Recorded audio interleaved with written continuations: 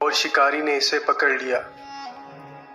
چڑیا نے اس سے کہا، اے انسان، تم نے کئی ہرن، بکرے اور مرغ وغیرہ کھائے ہیں، ان چیزوں کے مقابلے میں میری کیا حقیقت ہے؟ ذرا سا گوشت میرے جسم میں ہے، اس سے تمہارا کیا بنے گا؟ تمہارا تو پیٹ بھی نہیں بھرے گا۔ لیکن اگر تم مجھے آزاد کر دو تو میں تمہیں 3 نصیحتیں کروں گی جن پر عمل کرنا تمہارے لیے بہت مفید ہوگا۔ ان میں سے ایک نصیحت تو میں ابھی کروں گی، جبکہ دوسری اس وقت جب تم مجھے چھوڑ دو گے اور میں دیوار پر جا کر بیٹھوں گی۔ اس کے بعد تیسری اور آخری نصیحت اس وقت کروں گی جب دیوار سے اڑ کر سامنے درخت کی شاخ پر جا بیٹھوں گی۔ اس شخص کے دل میں تجسس پیدا ہوا کہ نہ جانے چڑیا کیا فائدہ مند نصیحتیں کرے۔ اس نے چڑیا کی بات مانتے ہوئے اس سے پوچھا، تم مجھے پہلی نصیحت کرو، پھر میں تمہیں چھوڑوں گا۔ چنانچہ چڑیا نے کہا، میری پہلی نصیحت یہ ہے کہ جو بات کبھی نہیں ہو سکتی اس کا یقین مت کرنا۔ یہ سن کر اس آدمی نے چڑیا کو چھوڑ دیا اور وہ سامنے دیوار پر جا بیٹھی۔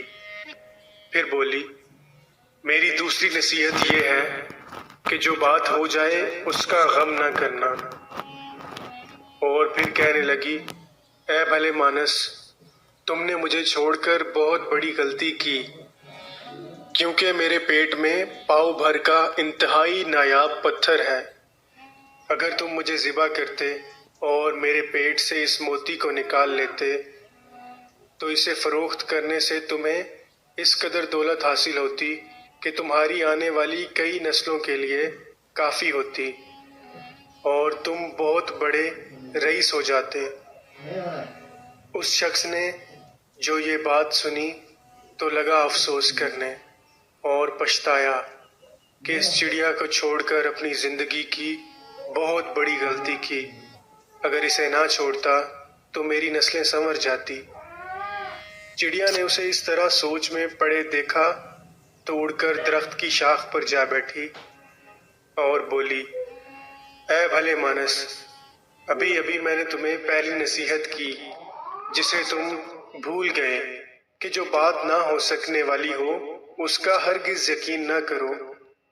لیکن تم نے میری اس بات کا اعتبار کر لیا کہ میں چھٹانک بھر وزن رکھنے والی چڑیا اپنے پیٹ میں پاؤ وزن کا موتی رکھتی ہوں۔ کیا یہ ممکن ہے؟